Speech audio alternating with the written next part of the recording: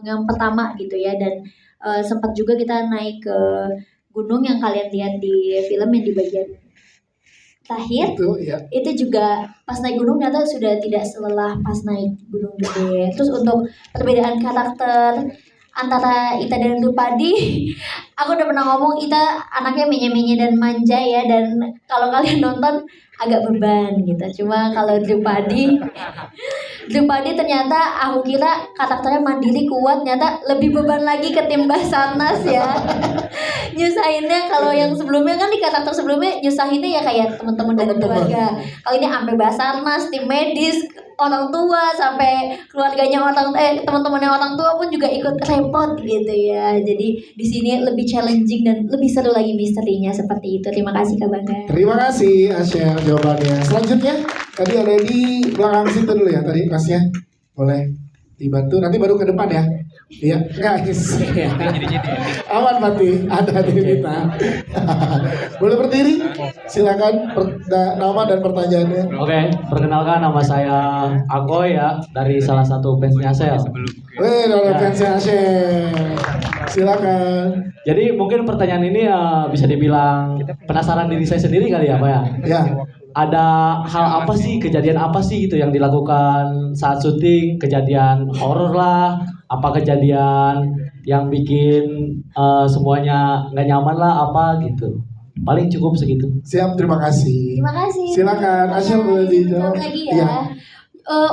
Untuk ketidaknyamanannya, alhamdulillahnya yang geng-geng ini nih, yang geng-geng itu kita deket satu sama lain, kita suka masak-masak bareng. Terus kalau misalnya lagi break syuting pun kita ada kegiatan positif lainnya kayak misalnya kita berenang atau main ke kamar masing-masing dan yang masak gue doang. Iya yang masak Fatih doang, kita bagian makan ya teman-teman ya. Makasih teman. Oh sama Razan juga bantu ke warungnya ya sayang.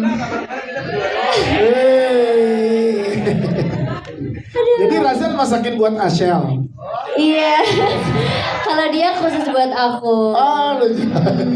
Dan aku pun juga lihat yang genggongnya yang tua-tuanya ya. Yang seniornya ya. Yang lebih seniornya pun persahabatannya juga dekat satu sama lain. Jadi jujur kalau misalnya masalah ketidaknyamanan kita alhamdulillah nyaman-nyaman aja. Dan untuk kejadian horor alhamdulillah kalau misalnya aku pribadi nggak ada sih. Kalau misalnya aku pribadi nggak ada. Cuma yang kejadian drone tadi aja. Ada sih kalau kalian lihat. Oh sama ada sempat longsor juga guys. Lokasi kita sebelumnya sempat longsor. Dan yang kedua banjir bandang ya Bu. Jadi kita harus ngosongin tempat dalam waktu 30 menit udah harus clear area sebelum air curugnya makin naik dan kita nggak bisa balik ke belakang. Jadi memang ada banyak kejadian-kejadian, namanya juga syuting di alam, kita nggak bisa memperkirakan cuaca di alam kayak gimana. Jadi kita yang ikut ke waktu alamnya gitu. Siap Asya, terima kasih. Terima kasih. Bagaimana katanya ada cerita-cerita menarik gak sih kalau dari genggong ini kan tadi ada geng-geng nih yang depannya. Kalau dari genggong, geng bapak-bapak katanya ada nggak kejadian-kejadian seru pada saat nggak ada yang apa namanya berhubungan dengan dunia. Oh bukan. Apa nih? Hah? Oh ada. Boleh dong ceritakan gimana? Kalau saya pribadi nggak sensitif soalnya. Oke. Mas Doni gimana? Ini sih bukan kejadian apa namanya horor ya. Ini cuma agak aneh aja. Iya. Agak aneh. Jadi di hari kita syuting yang Asel ketabrak drone. Yang syutingnya tuh bareng yang apa namanya si Fatih yang jadi setan gitu ya. Pas kita lagi syuting tuh, kita kan duduknya di hutan kan, tengah-tengah itu lagi pada take gitu. Ya, kita duduk di pinggiran, agak deket sama hutan di belakang kita. Kita emang syutingnya di tengah hutan sebenarnya. Itu ada suara itu bunyinya gitu, panjang gitu. Nah, teman-teman dari art itu ada yang bawa senter gede kan, senternya tuh jaraknya bisa sampai ratusan meter lah, nyalain lampu. Nah karena itu ganggu suara kan, jadi syuting nggak bisa jalan tuh.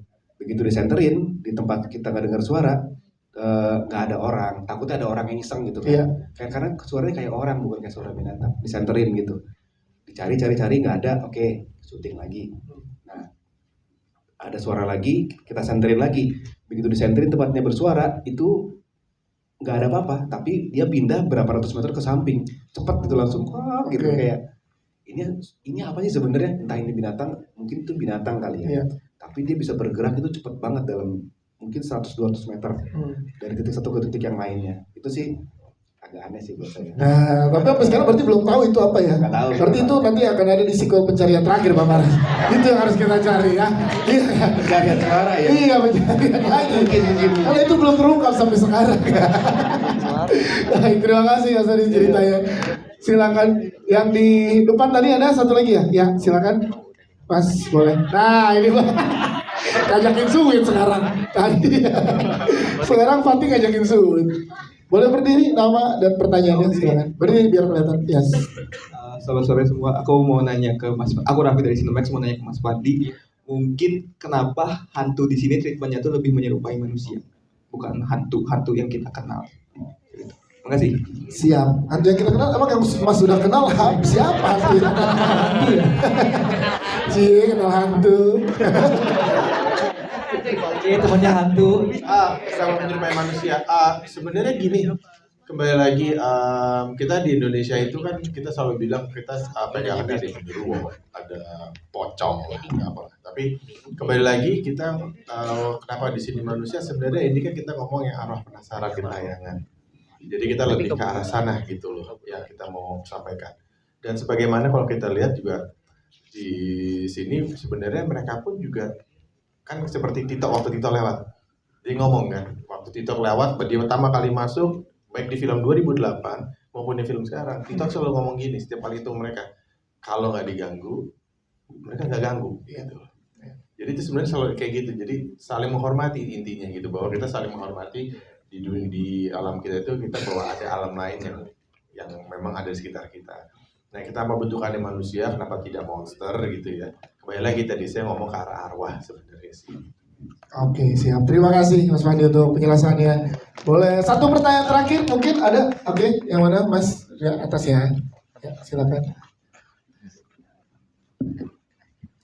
Oke, boleh berdiri sebutkan nama dari mana dan pertanyaannya. Silakan. Selamat sore, saya Ubi dari Harus Nonton Film. Ini mungkin pertanyaan lebih ke buat Pak Parwes ya. Pak, ini apa alasannya untuk mengambil judul yang sama dengan film sebelumnya? Tidak ada perbedaan judul sama sekali ya. Terus kalau misalnya buat saya nih kayak, aduh penasaran deh pengen nonton yang 2008 itu dari pihak Star Vision sendiri adakah kesempatannya untuk kita bisa nonton atau gimana gitu Pak? Karena setelah nonton ini jadi penasaran juga ya untuk yang di 2008 ini kayak apa gitu ya. Oke, siap. Terima kasih. Terima kasih Pak. Mas Ubi, thank you. Pak Parwes silakan. Oke, terima kasih. Ini menarik ya. Persoalannya kan pencarian terakhir itu kan judulnya terakhir ya. Pengertian terakhir itu ya terakhir gitu. Nggak bisa bikin terakhir 1, 2, 3 ya kan sulit. Ya kan itu udah pernah saya jelaskan waktu press con trailer ya. Jadi kalau Sunda kan ada panderi, panderina pisan gitu kan. Macam-macam ada aja gitu. Tapi kalau bahasa Indonesia cuma satu, terakhir. Dan pada waktu pencarian terakhir itu diproduksi, itu era-era baru kebangkitan perfilman Indonesia waktu itu. Saya bertemu Apandi waktu itu juga, saya ada beberapa film saya, ada Heart, ada Get Married, ada apa yang kita dalam waktu berdekatan ya kita rilis. Dan itu adalah sebuah film yang pertama kali mungkin di Indonesia berbicara tentang naik gunung. Dan itu film yang dikenal sebagai film yang cukup memberikan warna pada eranya. Kemudian kan dengan berjalannya waktu kan ada lagi film-film tentang pendakian gunung yang baru. Pada waktu kami membuat Sekawan Limo, pendekatannya berbeda. Di sana kita berbicara tentang komedi horor, kemudian Petaka Gunung Gede. Baru saya lihat-lihat di sini ternyata alumni Petaka Gunung Gede ada 4 ya. Banyak banget ya kan. Di Petaka Gunung Gede juga itu adalah kisah nyata. Walaupun ceritanya, kejadiannya itu hampir mirip dengan ini. Di sana pun 2007 ya. Ini pun kurang lebih 2000 2007, 2006, 2007 lah yang ini juga peristiwanya, walaupun rilisnya tahun 2008. Jadi kami merasa bahwa pencarian terakhir ini adalah sebuah, kan sekarang mencari film itu kan mudah sekali ya. Mencari film ada judul sama, kita udah tahu versi tahun berapa, ya kan, kita pun sudah tahu. Nah, apakah nanti pencarian terakhir yang 2008 bisa ditonton atau tidak? Jadi sambil saya mengerjakan karya yang baru, jadi saya mengajak Bro Apandi ini untuk mencari materinya yang film yang lama, sehingga kita mendapatkan master yang lama dalam kualitas bagus. Dan kami pun sudah berbicara ke beberapa jaringan bioskop yang mungkin bisa kita pertunjukkan secara khusus. Wah. Insya Allah. Yes. Belum muncul rasa penasaran saat tahu yang versi 2025 ini. Oh, waktu itu gimana ya kejadiannya gitu. Baik, terima kasih. Tepuk tangan sekali lagi teman-teman buat sidang jajaran Pres dan Filmmaker. Setelah kita menonton pencarian terakhir, teman-teman juga bisa melakukan pencarian merchandise di bawah kursi kalian. Silakan 1, 2, 3 ada merchandise di bawah kursi. Siapa yang beruntung boleh angkat langsung merchandise ya. Iya, ini dia pencarian merchandise ya. Ada mana? Oh, berdiri. Oh, banyak nih pencarian merchandise. Oke, selamat ya. Beneran. Masa dikira bohong, parah banget. Ada. Udah dapet ya. Jadi teman-teman suntik pencarian terakhir, teman-teman media pencarian merchandise. Baik, terakhir Pak Parwas untuk closing statementnya Pak pada press conference hari ini, silakan. Oke, mungkin saya ingin bercerita aja untuk penutup ya. Ya, silakan Pak. Jadi saya adalah orang yang kadang-kadang bisa mengerti kalau ada hal-hal di luar realitas berdekatan dengan saya. Sehingga sensitivitas itu sering membuat saya bertemu dengan hal-hal yang mungkin bagi orang lain menakutkan, tapi bagi saya adalah hal-hal yang tidak seharusnya terjadi.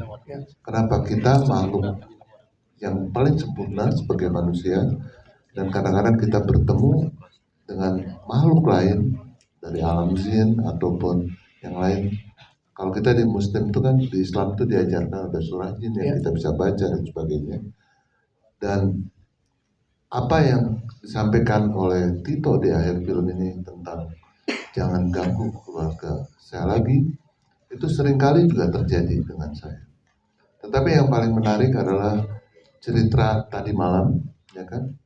Biasanya kalau saya mau premier itu saya suka olahraga, zikir, sholat, segala macam.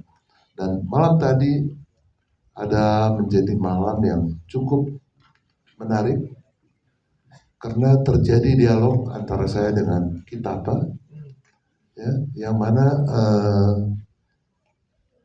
awalnya cukup sulit bagi saya untuk mengerti karena saya kebangun berulang kali sholat malam, saya tidur lagi, kebangun lagi sampai sholat subuh, baru saya bisa tidur dengan tenang. Yang awalnya saya menolak kehadirannya, tapi kemudian rupanya memang yang ingin disampaikan adalah yang memang apa yang ingin kita sampaikan melalui film ini. Jadi Kitapa hanya bilang bahwa dia bukan hantu sebetulnya. Dia bukan sesuatu yang ingin mengganggu. Dia hanya ingin menjaga apa yang menjadi dunianya. Dan ya pesannya adalah yaitu kita pada saat mendaki gunung ataupun apa, hormatilah segala apa yang menjadi tantangan, itu nggak boleh kita lakukan.